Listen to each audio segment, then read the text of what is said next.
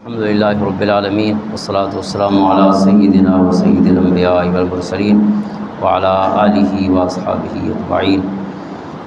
اما بعد فاعوذ باللہ من الشیطان الرجیم بسم اللہ الرحمن الرحیم یا بنی اسرائیل اذکروا نعمتی التی انعمت علیکم واوفوا بعہدی اوف بعہدکم وایای فارہبون وآمنوا بما انزلت مصدقا لما معکم ولا تکونوا اول کافر بہ ولا تشتروا بآیاتی ثمنا قلیلا وایای فاتقون ولا تلبسوا الحق بالباطل وتکتموا الحق وانتم تعلمون صدق اللہ مولانا العظیم اللہم صل علی سیدنا و مولانا محمد وعلی آل سیدنا و مولانا محمد افضل صلواتک بعدد معلوماتک وبارک وسلم۔ معزز و محترم حاضرین، سامعین اور ناظرین، بنی اسرائیل کا ذکر جو ہے قرآن کریم میں بہت کثرت کے ساتھ ہے اور اس کے بہت سے واقعات جو ہیں اس واقعے سے متعلق وہ ہم پڑھ چکے ہیں۔ آج اسی کا ایک مجموعی جائزہ بھی ہے اور کچھ واقعات جو ہیں وہ قدر تفصیل سے ہیں۔ اللہ تعالیٰ نے یہود یا بنی اسرائیل کو جو خطاب فرمایا ہے اس میں ایک خاص چیز جس کا ذکر فرمایا، خصوصاً سورۃ بقرہ میں، وہ اللہ تعالیٰ نے اپنے انعامات گنوائے ہیں جو اللہ نے بنی اسرائیل پر فرمائے، اور پھر اس کے ساتھ ہی بنی اسرائیل کی یہود کی جو سرکشی تھی، اللہ تعالیٰ کی نافرمانی تھی اور اللہ کے احکام کے سامنے جو ان کا ضد اور ہٹ دھرمی تھی، اس کا پھر ذکر فرمایا۔ اور اس انداز میں یہود اور بنی اسرائیل کی پوری ایک چارج شیٹ ہے، یعنی ان کے جرائم کی ایک پوری تفصیل ہے جو قرآن نے بیان فرمائی، اور پھر اللہ کی طرف سے ان کی اس نافرمانی کی وجہ سے جو سزائیں ان کے لیے مقدر ہوئیں، جو اللہ کی طرف سے ان پر گرفت آئی، تو پھر اس کا ذکر ہے۔ اور یہ ساری چیزیں جو بیان فرمائی گئی ہیں یہ ہمارے سامنے بیان فرمائی گئی، امت مسلمہ کو یہ چیزیں سنائی گئی ہیں، اور وہ بھی سب سے پہلے، یعنی سورۃ بقرہ جو ہے اس کے پہلے 4 رکوع جو ہیں وہ پورے قرآن کا ایک طرح سے خلاصہ ہیں اور دباچہ ہیں اور پریفس ہیں، اور 5ویں رکوع سے لے کر پھر 15ویں رکوع کی پہلی 2 آیات تک یہ مسلسل بنی اسرائیل کا ذکر ہے، براہ راست ان سے خطاب ہے۔ اور یہ ہمارے لیے آنکھیں کھولنے کے لیے اس لیے بھی کافی بھی ہے اور ضروری بھی ہے کہ آقا کریم علیہ الصلوۃ والسلام کا یہ ارشاد ہے، حدیث پاک ہے جامع ترمذی کی، لَيَأْتِيَنَّ عَلَىٰ أُمَّتِي كَمَا أَتَىٰ عَلَىٰ بَنِي إِسْرَائِيلَ حَذْوَ النَّعْلِ بِالنَّعْلِ، کہ جس طرح کے حالات بنی اسرائیل پر گزرے ہیں میری امت پہ بعین ہی اسی طرح کے حالات آئیں گے، یا اسی طرح کی عادات اپنائیں گے، اسی طرح کی ہٹ دھرمی اور ضد کے مظاہرے جیسے بنی اسرائیل نے کیے۔ حذو النعل بالنعل، جس طرح 2 جوتے ایک جیسے ہوتے ہیں اسی طرح میری امت اور بنی اسرائیل بھی اس معاملے میں ایک جیسے ہوں گے۔ جب 2 پاؤں کے جو جوتے ہوتے ہیں دونوں ایک جیسے ہی ہوتے ہیں، حذو النعل بالنعل، تو حضور فرماتے ہیں جیسے جوتے ایک جیسے ہوتے ہیں اسی طرح میری امت کی بھی خصوصاً ان کے علماء وہی کام کریں گے جو بنی اسرائیل کرتی رہی۔ تو اس لیے یہ بہت ڈرنے والی بات بھی ہے، اور کم سے کم اپنی اصلاح تو بندہ کر لے، چلو ساری دنیا کو کوئی ٹھیک نہیں کر سکتا، لیکن اپنے 6 فٹ تو اس کے ہاتھ میں ہیں، 5-6 فٹ جو ہیں وہ اتنا مسئلہ نہیں ہے۔ تو اب آج ہم ذرا اختصار کے ساتھ کچھ چیزیں بیان کرتے ہیں جو ان کی تفصیل پہلے ہم ذکر کر بھی چکے ہیں۔ اللہ تعالیٰ نے بنی اسرائیل پر جو اپنے انعامات گنوائے ہیں، خاص طور پہ یہ آیت بھی انعامات کی تذکیر سے شروع ہوتی ہے، یا بنی اسرائیل، اے بنی اسرائیل اذکروا نعمتی التی انعمت علیکم، میری اس نعمت کو یاد کرو جو میں نے تمہیں عطا کی تھی، واوفوا بعہدی اوف بعہدکم، اور تم میرے وعدے پورے کرو اور میں تمہارا وعدہ پورا فرماؤں گا، وایای فارہبون، اور مجھ سے ہی ڈرتے رہو۔ اور یہاں دوسری آیت میں بنی اسرائیل کو دعوت ایمان دی گئی ہے، وآمنوا بما انزلت مصدقا لما معکم، اور اس قرآن پر ایمان لے آؤ جو اس کتاب کی تصدیق کرنے والا ہے جو تمہارے پاس ہے، یعنی یہ قرآن جو ہے بنی اسرائیل کے پاس جو کتاب تھی تورات، اس کا مصدق ہے، اس کے منزل من اللہ ہونے کی تصدیق اور گواہی دیتا ہے، تو لہٰذا دعوت ایمان اس انداز میں بنی اسرائیل کو دی گئی۔ دی گئی ولا تکونوا اول کافر بہ، اور تم سب سے پہلے اس کے منکر نہ بنو، ولا تشتروا بآیاتی ثمنا قلیلا، اور تھوڑی قیمت یا تھوڑے پیسے کے عوض میری ان آیتوں کو بیچ نہ دو، فروخت نہ کرو، وإیایا فاتقون، اور مجھے سے ڈرتے رہو، ولا تلبسوا الحق بالباطل وتکتموا الحق، اور حق کو باطل کے ساتھ نہ ملاؤ اور دیدہ دانستہ حق کو نہ چھپاؤ، وانتم تعلمون، یعنی جان بوجھ کر حق کو نہ چھپاؤ۔ یہ یعنی آغاز ہے بنی اسرائیل کے ساتھ جو اللہ تعالیٰ کا خطاب ہے، اور یہ پھر چلتا ہے تقریباً یہ یعنی 5ویں رکوع سے لے کر 15ویں رکوع کی ابتدائی 2 آیات تک۔ اس کے بعد پھر حضرت ابراہیم علیہ السلام کا ذکر ہے، اور پھر آگے امت مسلمہ کے ساتھ براہ راست خطاب ہے، اور پھر احکام ہیں جو مدنی صورتوں میں اترے ہیں۔ تو یہ جو بنی اسرائیل کی یہاں اللہ تعالیٰ نے جہاں اپنی نعمتیں پھر آگے تفصیل سے بیان فرمائی ہیں، ان کو ہم یہ 1 2 3 میں جس کی تفصیل ہم پہلے اس سے سمجھ چکے ہیں۔ پہلی چیز مثلاً اللہ نے انہیں فرعون کے تسلط سے نجات عطا فرمائی، اس کا ذکر اگلے رکوع میں فرمایا گیا کہ جو ان کے بیٹوں کو قتل کر دیتا، ان کے بیٹیوں کو زندہ رکھتا، اور ان سے بیگار لی جاتی بنی اسرائیل سے، ان پر مظالم کیے جاتے، تو اللہ نے ان سے انہیں نجات عطا فرمائی بنی اسرائیل کو۔ اور پھر اس نجات میں اللہ تعالیٰ نے سمندر میں فرعون اور اس کی قوم کو غرق کر دیا، قبطیوں کو، اور انہیں وادی سینا میں اللہ نے خیریت سے پہنچا دیا۔ اور پھر جب وادی سینا میں پہنچے تو طویل عرصہ اس میں رہے، تو ان پر بادل سایہ کرتے رہے، چونکہ کوئی سایہ دار درخت نہیں تھا، وہ کوئی سایہ نہیں تھا ان کے رہنے کے لیے، تو درخت جو ہے وہ اللہ کے فضل سے جو بادل ہے، وَظَلَّلْنَا عَلَيْكُمُ الْغَمَامَ، بادل جو ہے ان کا سایہ کرتا تھا۔ اسی طرح بھوک اور جو انسان کی بدنی ضرورتیں ہیں ان کے لیے اللہ نے من و سلوہ ان پر اتارا، اور پھر جب پانی کی ضرورت پڑی تو اللہ کے حکم سے حضرت موسیٰ علیہ السلام نے اپنا عصا جو ہے وہ چٹان پر مارا، تو اس سے 12 قبیلوں کے لیے 12 چشمے جاری ہو گئے۔ تو اس طرح اللہ نے ان کو اپنے وقت میں، اب اس وقت جو اقوام موجود تھی، اللہ نے ان پر ان کو فضیلت عطا فرمائی۔ اب ان کا جو، اور پھر اللہ تعالیٰ نے بنی اسرائیل میں بہت سے انبیاء اور کتابیں رکھی ہیں، جس کا ذکر کئی جگہ ہے قرآن کریم میں، خصوصاً سورۃ جاثیہ میں اس کا ذکر ہے کہ اللہ نے بنی اسرائیل میں نبوت بھی رکھ دی، کتاب بھی رکھ دی، تو کئی انبیاء آئے اور کتابیں اتری ان پر،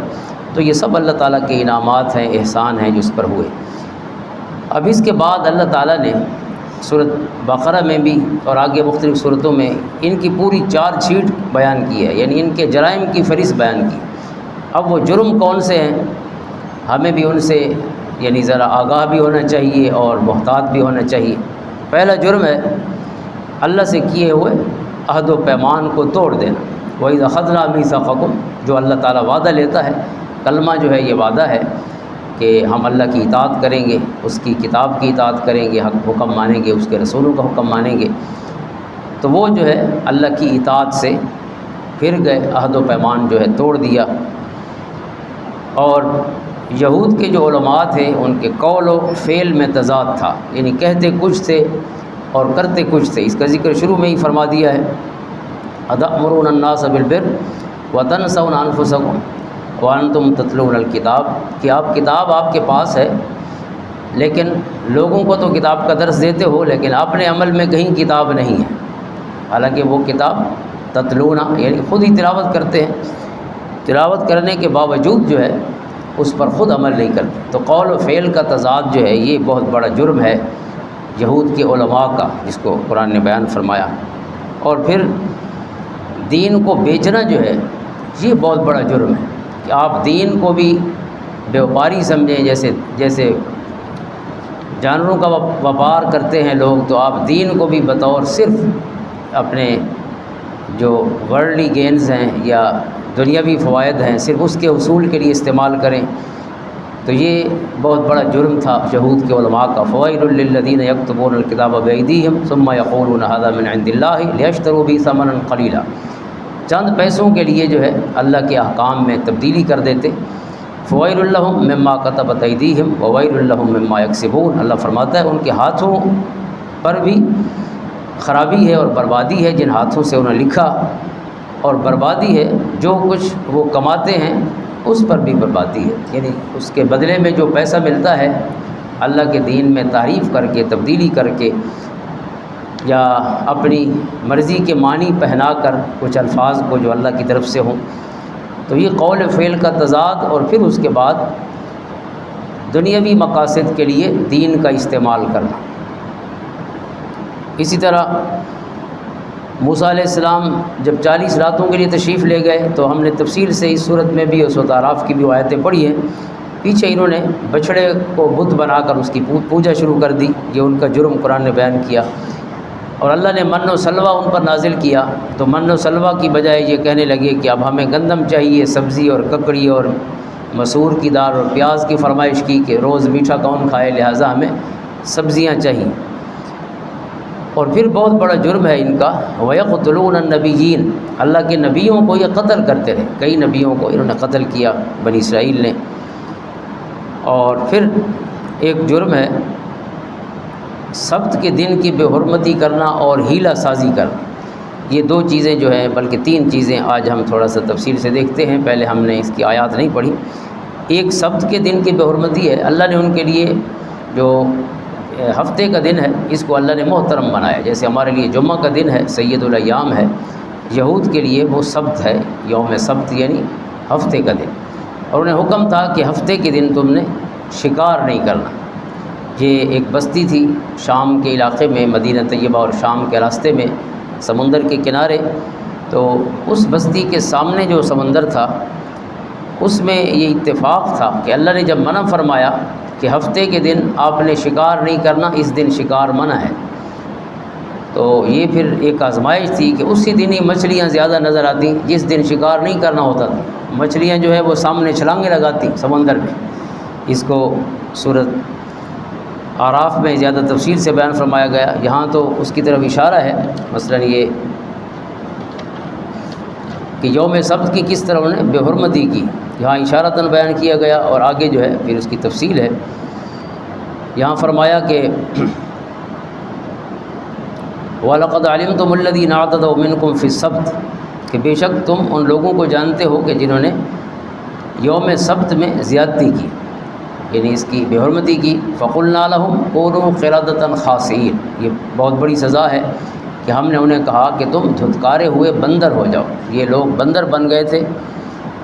اور فَجَعَلْنَاهَا نَكَالًا لِمَا بَيْنَ يَدَيْهَا وَمَا خَلْفَهَا، اور اس واقعے کو اللہ فرماتا ہے ہم نے زمانے والوں کے لیے عبرت بنا دی، اس وقت بھی بین یدیہا جو لوگ موجود تھے، وما خلفہا اور قیامت تک کے لیے یہ عبرت ہے کہ جنہوں نے اللہ کی نافرمانی کی، رب کائنات نے ان کی شکلیں بگاڑ دی، اور جن کی شکل بگڑ جائے اس کے لیے حدیث پاک ہے مسلم شریف میں کہ حضور صلی اللہ علیہ وسلم نے فرمایا وہ 3 دن سے زیادہ جو مسخ شدہ لوگ تھے، جو جانور بنا دیے گئے تھے، وہ 3 دن سے زیادہ زندہ نہیں رہے، کیونکہ ایک الگ بحث ہے کہ موجودہ دور میں جو بندر ہیں کیا یہ انہی کی اولاد ہیں جن کو اللہ نے بندر بنایا تھا؟ نہیں، یہ ان کی اولاد نہیں ہے، ان کی نسل نہیں چلی۔ اللہ تعالیٰ نے 3 دن ان کو زندہ رکھا، کوئی جانوروں کی صورت میں رہے، کوئی بندروں کی صورت میں رہے، یا دیگر کئی جانور گوہ کی صورت میں بھی حضور نے فرمایا ایک قوم کو گوہ میں بدل دیا گیا، تو اس لیے جو مسخ ہو گئے وہ پھر ان کی نسلیں نہیں چلتی، 3 دن تک وہ روتے پیٹتے رہے بھوکے پیاسے اور پھر مر گئے۔ تو یہ سزا تھی یوم سبت کی جنہوں نے بے حرمتی کی ہفتے کے دن کی۔ سورۃ اعراف میں فرمایا اس دن کے حوالے سے خصوصاً کہ ان سے سوال کیجئے اس دن کے حوالے سے جو یوم سبت تھا، یہ یہود سے پوچھیے، واسألہم عن القریۃ التی کانت حاضرۃ البحر، کہ ان سے اس بستی کے متعلق سوال کریں جو سمندر کے کنارے پر تھی، کانت حاضرۃ البحر، بستی جو ہے وہ سمندر کے کنارے تھی، اذ یعدون فی السبت اذ تأتیہم حیتانہم یوم سبتہم، کہ جب وہ اس سبت یعنی ہفتے کے دن حد سے تجاوز کرتے تھے، کہ جب سنیچر کے دن یا ہفتے کے دن مچھلیاں تیرتی ہوئی ان کے پاس آتی تھیں، یعنی جب ہفتے کا دن ہوتا تو بالکل سامنے مچھلیاں نظر آتی، اور وَيَوْمَ لَا يَسْبِتُونَ لَا تَأْتِيهِمْ، اور جب سبت نہیں ہوتا تھا یعنی دوسرے دنوں میں مچھلیاں نظر ہی نہیں آتی تھیں، جن دنوں ان کو اجازت ہوتی تھی شکار کی ان دنوں کو مچھلی نظر نہیں آتی تھی ڈھونڈنے سے بھی۔ كَذَلِكَ نَبْلُوهُمْ بِمَا كَانُوا يَفْسُقُونَ، اللہ فرماتا ہے اس طرح ہم فاسقوں کو آزماتے ہیں، یہ اللہ کی طرف سے آزمائش تھی کہ ظاہر ہے اب مچھلیاں اگر اس دن بھی نہ ہوتی جیسے عام دنوں میں تو کسی نے قریب ہی نہیں جانا تھا، تو یہ جو آسانی ہے بعض اوقات حرام میں انسان کے لیے کئی کششیں اور آسانی رکھ دی جاتی ہے، تو وہ آزمائش ہوتی ہے کہ بندہ کیا کرتا ہے۔ یہ نہیں سمجھنا چاہیے کہ خود ہی انہوں نے مجھے تحفہ دیا ہے، میں سرکاری افسر ہوں تو میں کیوں قبول نہ کرتا، خود ہی تو دے کے آئے گھر میں، تو یہ اللہ کی طرف سے ایک تحفہ ہے میرے لیے۔ یہ اللہ کی طرف سے تحفہ نہیں، یہ بہت بڑی آزمائش ہے، اور آزمائش ظاہر ہے وہ آسانی سے ہی ظاہر ہے، اویلیبلٹی تو اس کی آسانی ہو جاتی ہے کیونکہ اللہ کی طرف سے ایک امتحان ہوتا ہے۔ تو یہ ایک امتحان تھا کہ وہ ہفتے کے دن انہوں نے پھر ایک ہیلا کیا کہ کس طرح انہوں نے یہ ایک ہیلا کر کے گویا اپنے آپ کے ساتھ ایک ڈرامہ کر کے اللہ کے اس حکم پر عمل بھی کیا اور خلاف ورزی بھی کی۔ تو کیا کیا انہوں نے سمندر کے ساتھ بڑے بڑے تالاب بنا لیے اور ان کی طرف سے پانی کا راستہ بنا دیا۔ تو ہفتے کے دن جب مچھلیاں بہت آتی تھیں تو اس دن وہ ناکے کھول دیتے تھے اپنے تالابوں کے، تو سمندر کی مچھلیاں بھی اور پانی بھی ان کے تالابوں میں بھر جاتا تھا، اور اس دن شکار نہیں کرتے تھے لیکن مچھلیاں تالابوں میں بھر کے پھر تالابوں کا راستہ بند کر دیتے تھے، وہ مچھلی واپس نہیں جا سکتی تھی سمندر میں، تو لہٰذا اگلے دن جو ہے پھر ان مچھلیوں کا شکار شروع کر دیتے کہ ٹھیک ہے ہم نے ہفتے کے دن تو شکار نہیں کیا، ہفتے کے دن پھنسا لیتے تھے مچھلیوں کو اور اتوار کے دن سے پھر ان کا شکار کرتے تھے۔ تو یہ وہ ہیلا تھا جو اللہ کی بارگاہ میں جس کی کوئی گنجائش نہیں تھی، یعنی اللہ چونکہ دلوں کے بھید جانتا ہے، اس طرح کی ڈرامے بازیاں جو ہیں کہ جب انسان خود کو دھوکہ دینے کی کوشش کر رہا ہو، اسے یہ نہ سمجھنا چاہیے کہ میں نعوذ باللہ اللہ کو بھی دھوکہ دے سکتا ہوں۔ وما يخدعون الا انفسهم، شروع میں ہی یہ آیت موجود ہے سورۃ بقرہ کی، یخادعون اللہ والذین آمنوا وما يخدعون الا انفسهم وما يشعرون۔ تو اس طرح کی ہیلا بازی ہے، چال بازیاں اللہ کے حکم کے سامنے، اس سے ڈرنا چاہیے۔ یہ ظاہر ہیلا جو ہے وہ عام لوگ نہیں کر سکتے، ہیلا علماء ہی کر سکتے، وہ ہی گنجائش نکال سکتے ہیں کہ کس طرح ہم جو ہے وہ اللہ کے حکم سے جان چرائیں، ظاہراً اللہ کا حکم جو ہے اس پر عمل کریں کہ ہم نے ہفتے کے دن تو کوئی شکار نہیں کیا، ہفتے کے دن صرف بکری ان جو مچھلیاں آتی تھی ان کو تالابوں میں بند کر دیا ہے اور شکار تو اگلے دن کیا ہے۔ تو یہ اس طرح اللہ تعالیٰ کی بارگاہ میں یہ بڑا جرم تھا جس کی سزا جو ہے انہیں بندر بنا کے دی۔ ایک اور جرم جو اس فہرست میں بیان ہوا ہے وہ ہے ایک شخص کا قتل۔ بنی اسرائیل میں ایک شخص کا قتل ہو گیا اور اس قتل کی وجہ سے بڑی بے چینی پھیل گئی کہ پتہ نہیں کس نے قتل کیا ہے، اور وہ واقعہ اس طرح ہے کہ ایک شخص قتل ہوا، اس کی کوئی اولاد نہیں تھی، اس کے بھتیجے وغیرہ تھے، تو اس کا بھتیجا ہی اس کو قتل کر کے اس کو گلی میں پھینک دیا اور خود ہی پھر مدعی بن گیا اس کے لیے کہ میرے چچا کو کسی نے قتل کر دیا ہے۔ حضرت موسیٰ علیہ السلام کی خدمت میں آیا کہ آپ جو ہے اس کا کوئی حل فرمائیں کہ چچا قتل ہو گیا ہے، تو اس کا قاتل ڈھونڈنے میں آپ ہی اللہ کی بارگاہ میں عرض کریں کہ اللہ تعالیٰ اس کے قاتل کو ظاہر کرے۔ تو حضرت موسیٰ علیہ السلام نے اللہ سے دعا فرمائی، اللہ تعالیٰ نے فرمایا کہ ایک گائے ذبح کرو اور اس گائے کا گوشت لے کر یہ جو مقتول ہے جس کو قتل کیا گیا ہے اس پر وہ گوشت مارو تو وہ خود زندہ ہو جائے گا اور اپنا قاتل خود ہی بتائے گا۔ اب یہ اللہ کی طرف سے انہیں حکم آیا، یہ یہاں سے اس کا ذکر شروع ہوتا ہے۔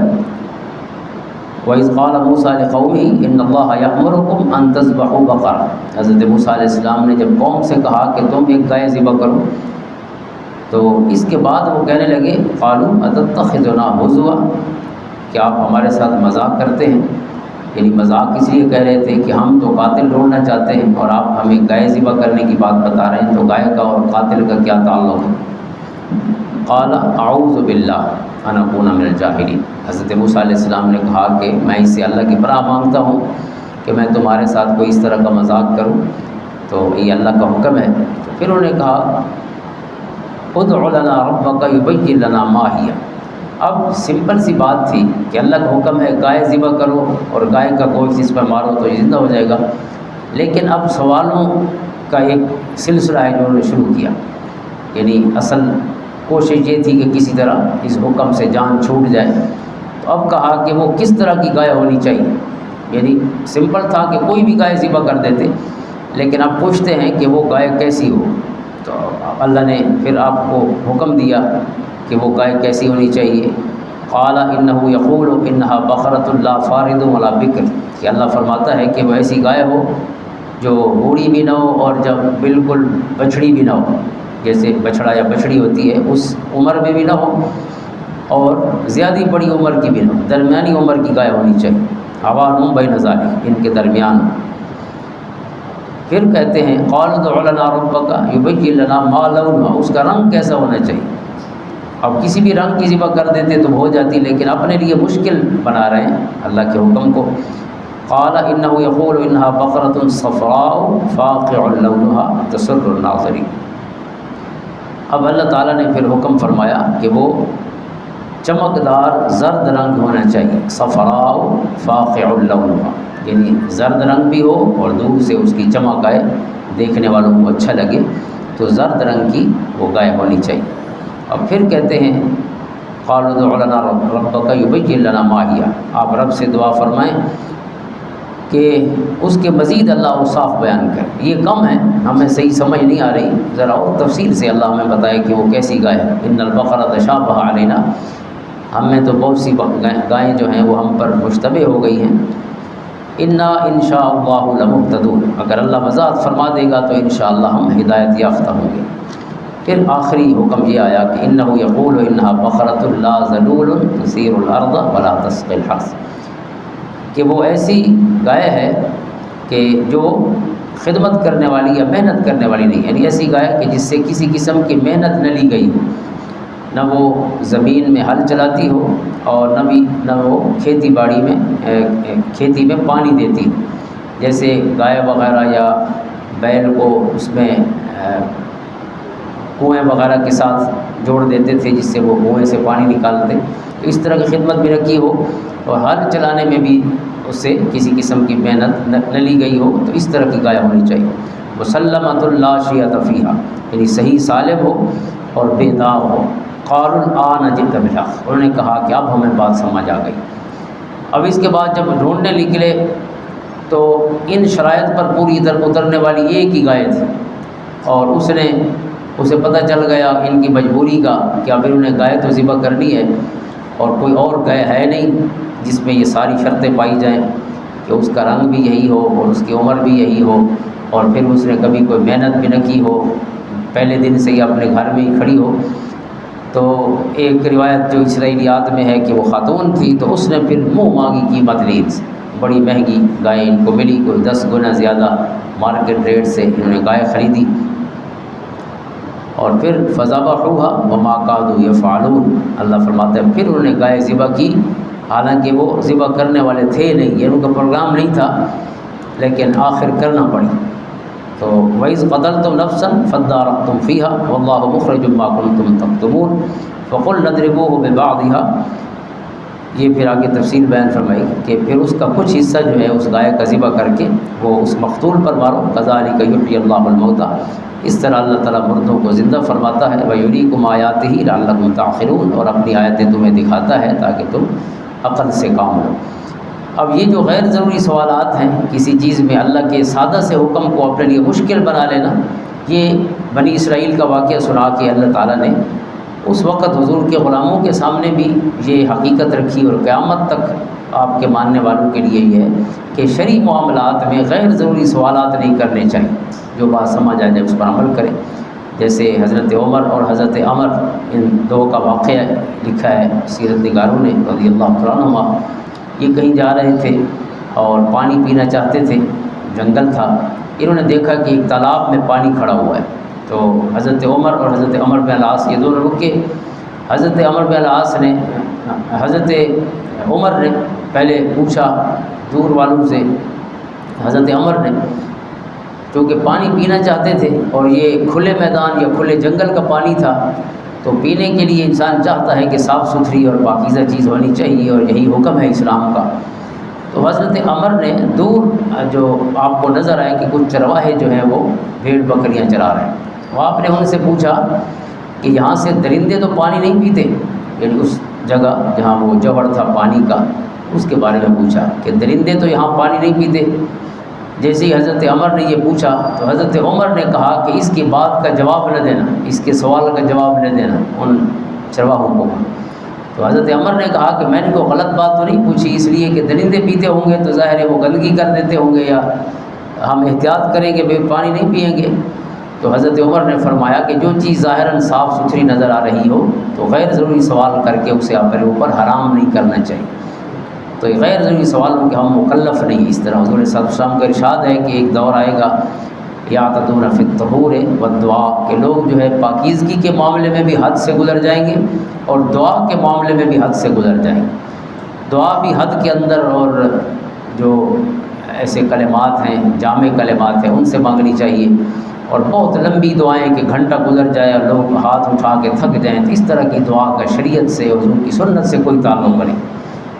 اور دوسرا جو ہے وہ طہارت ہے، پاکیزگی اختیار کرنی چاہیے، لیکن پاکیزگی کو اپنے لیے بیماری اور نفسیاتی کوئی وہم بنا لینا۔ مثلا کئی ہمارے دوست ہیں کہ 2 دفعہ استنجا کیا ہے، 3 دفعہ استنجا کرتے ہیں، تسلی نہیں ہوتی۔ آپ تسلی کو چھوڑیں، آپ اللہ کے رسول کی سنت کے پابند ہیں۔ تسلی کا کوئی پابند نہیں ہے کہ آپ اپنی تسلی کریں۔ اللہ کے رسول نے پوری حیات مبارکہ میں ایک نماز کے لیے 2 دفعہ استنجا نہیں کیا، 1 دفعہ کریں، اس کے بعد اپنی اصلاح کریں۔ اللہ کو لقد کان لکم فی رسول اللہ اسوۃ حسنہ، اللہ کو اللہ کے رسول کا اسوہ مطلوب ہے اور کوئی چیز مطلوب نہیں ہے۔ اسی طرح کچھ لوگ وضو کرنے لگتے ہیں تو 10 دفعہ دھوتے ہیں اپنے ہاتھ اور پاؤں اور منہ کو، حالانکہ 3 دفعہ سے زیادہ دھونا خلاف سنت ہے۔ حضور نے زیادہ سے زیادہ 3 دفعہ دھویا ہے، 1 دفعہ 2 دفعہ یا 3 دفعہ۔ اگر 3 دفعہ سے بھی آپ کو تسلی نہیں ہوئی تو آپ تسلی کے اللہ کی بارگاہ میں پابند نہیں ہیں، آپ اللہ کے رسول کی سنت کے پابند ہیں۔ لہٰذا اپنے آپ کو ٹھیک کریں، یہ نہیں کہ بیمار بنتے جائیں۔ یہ تو نفسیاتی بیماری ہے کہ انسان کہے کہ بس سے پورا نہا کے ہی ہر دفعہ نماز کے لیے پھر تو نہانا ہی پڑے گا، تب جا کے تسلی ہوگی کہ اچھی طرح آپ اعضائے وضو دھل گئے ہیں۔ تو اس طرح غیر ضروری سوالات، حضرت عمر کی فقہ جو ہے، فقہ عمر میں حضرت شاہ ولی اللہ محدث دہلوی نے آپ کے کئی اور واقعات بھی لکھے ہیں، جو آگے کچھ 4 فقہا جو ہیں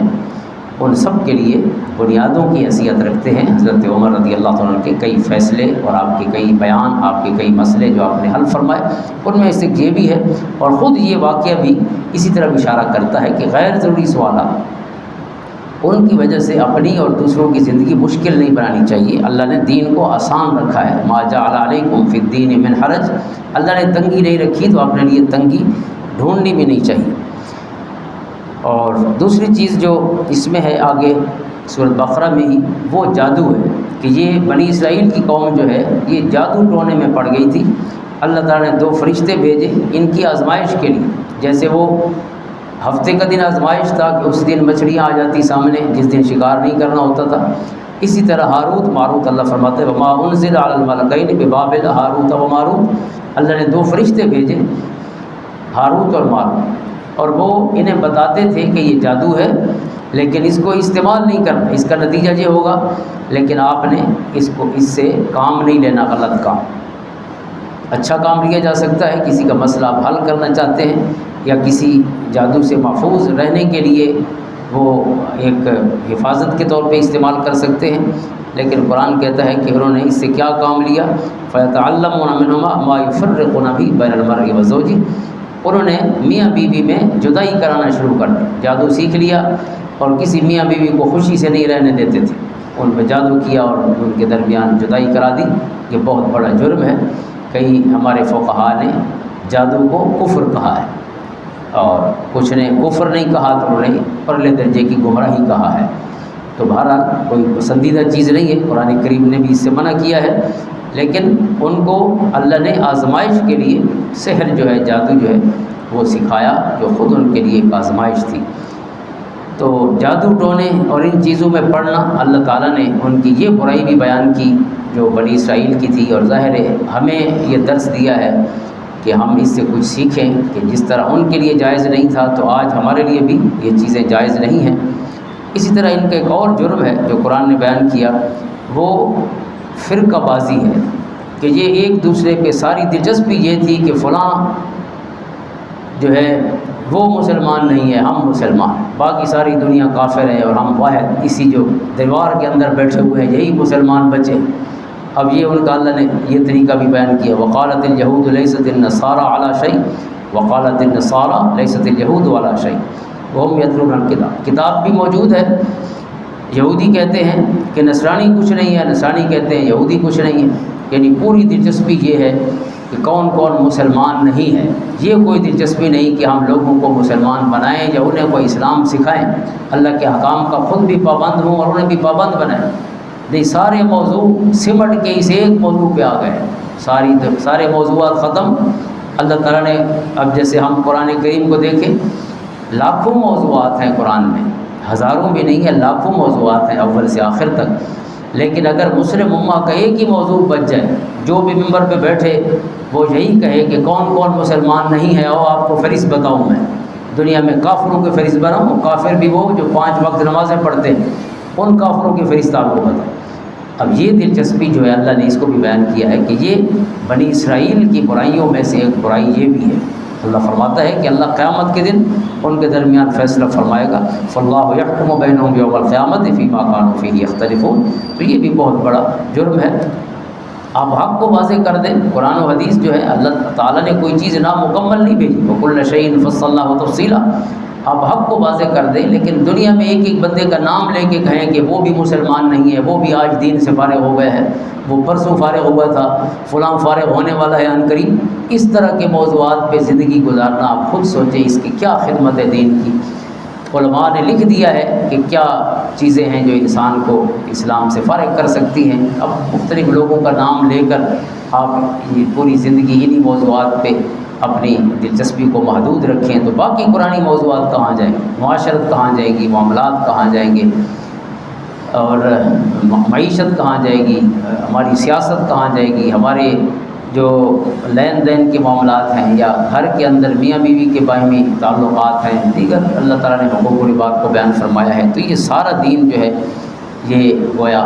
ہم اس کو بس سے پوچھ ڈال دیتے، اور پھر یہ موضوعات جو ہیں یہ آپس میں اتنی تلخی اور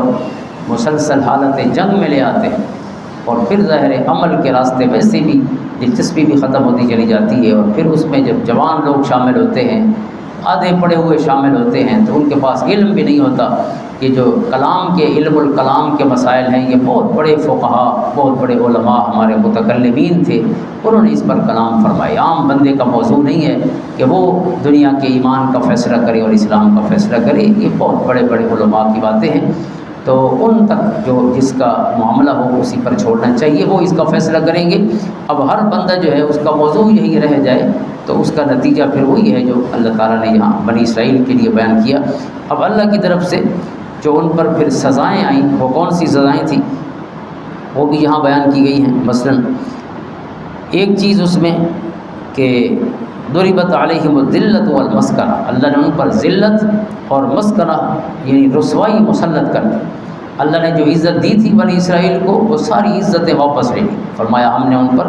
ذلت اور مسکنت یعنی محکومی اور رسوائی جو ہے وہ ہمیشہ کے لیے مسلط کر دی۔ اور ثم قست قلوبہم، اللہ نے ان کے دلوں کو سخت کر دیا، یعنی اب ان کے دلوں میں سخت دل وہ ہوتے ہیں جو اللہ کے ذکر سے، اللہ کی یاد سے محروم ہو جائے۔ اللہ تعالیٰ نے اپنی یاد سے، اپنی ہدایت سے، اپنے نور سے انہیں محروم کر دیا ان کی ان برائیوں کی وجہ سے۔ اور پھر جو امامت علی الناس، اللہ نے انہیں پوری انسانیت پر یا اپنے دور میں فضیلت عطا فرمائی تھی، اللہ نے وہ فضیلت اور وہ جو امامت کا درجہ تھا وہ ان سے واپس لے لیا۔ ان کا جب ذکر ختم ہوتا ہے یہاں سورۃ بقرہ کے 15ویں رکوع کی پہلی 2 آیات میں، تو آگے اللہ نے فرمایا وَإِذِ ابْتَلَىٰ إِبْرَاهِيمَ رَبُّهُ بِكَلِمَاتٍ فَأَتَمَّهُنَّ قَالَ إِنِّي جَاعِلُكَ لِلنَّاسِ إِمَامًا۔ یہ امامت کا درجہ جو ہے حضرت ابراہیم علیہ السلام کی دوسری نسل یعنی بنو اسماعیل کی طرف منتقل ہو گیا۔ وَكَذَلِكَ جَعَلْنَاكُمْ أُمَّةً وَسَطًا لِتَكُونُوا شُهَدَاءَ عَلَى النَّاسِ وَيَكُونَ الرَّسُولُ عَلَيْكُمْ شَهِيدًا۔ یہ جو شہادت علی الناس کا منصب ہے کہ اللہ نے ان سے یہ جو امامت ہے یہ ان سے لے کر یہ بنو اسماعیل کو یعنی حضور علیہ السلام کی ذات گرامی اور پھر آپ کی امت کی طرف منتقل کر دی۔ یہ اللہ کی طرف سے سزا تھی، گرفت تھی یہود کے لیے۔ تو ہمیں خاص طور پہ یہ باتیں جب سنائی گئی ہیں، ساتھ ساتھ میں نے عرض کر دیا ہے کہ یہ بہت بڑے جرائم تھے اللہ تعالیٰ کی بارگاہ میں، اور اللہ تعالیٰ نے یہ پانی پڑا، اللہ تعالیٰ نے اسے پسند نہیں فرمایا اور ان پر یہ سزا مسلط فرمائی، ذلت اور مسکنت کی۔ اور پھر ان کے جرائم میں سے ایک جرم جو ہے افتؤمنون ببعض الکتاب وتکفرون ببعض ہے، آدھی باتیں مانتے اور آدھی نہیں مانتے۔ اللہ تعالیٰ ہمارے حال پہ رحم فرمائے، یعنی وہ تو چلو آدھی مانتے تھے اور آدھی نہیں مانتے تھے، ہم تو پوری جانتے ہی نہیں ہیں۔ قرآن نے کہا کیا ہے کسی کو پتہ ہی نہیں، اول سے لے کے آخر تک قرآن سے برکت کے لیے ہم نے رکھا ہوا ہے، جانتے ہی نہیں ہیں کہ قرآن نے کہا کیا ہے ہماری معاشرت کے لیے، معیشت کے لیے، ہمارے سماج کے لیے، ہماری انفرادی اور اجتماعی مسائل کا قرآن نے کیا حل دیا ہے۔ کوئی بھی مسئلہ ہو انسان کا، دکانداری ہے، وہ کھیتی باڑی ہے، وہ محنت مزدوری ہے، جس شعبے سے بھی کوئی وابستہ ہو، اس کو اس شعبے سے متعلق جو احکام جاننا فرض عین ہے، اس کو ان کا پتہ ہی نہیں ہے۔ جو شخص باپ بنتا ہے اس کے لیے، باپ کے لیے جو فرائض قرآن و حدیث نے بیان فرمایا اس کا جاننا فرض عین ہے۔ جب باپ ہی سیکھا ہوا نہیں ہے تو وہ بچے کیسے سیکھ کے آئیں گے، کہاں سے سیکھ کے آئیں گے؟ باپ کا فرض ہے قوا انفسکم واہلیکم نارا۔ تو اس لیے بعض باتوں کو ماننا نہ ماننا تو ایک الگ بحث ہے۔ پہلی بات یہ ہے کہ کم سے کم بعض باتوں کو جانے تو صحیح، ہم نے تو بعض کو بھی نہیں جانا، چند باتوں کا پتہ ہے اور باقی سارے علم سے، سارے قرآن و حدیث کا جو احکام ہے ان سے ہم بے خبر ہیں۔ تو یہ ایک الگ جرم ہے کہ ہم یہ ضرورت ہی محسوس نہ کریں کہ قرآن و حدیث ہمارے لیے کیا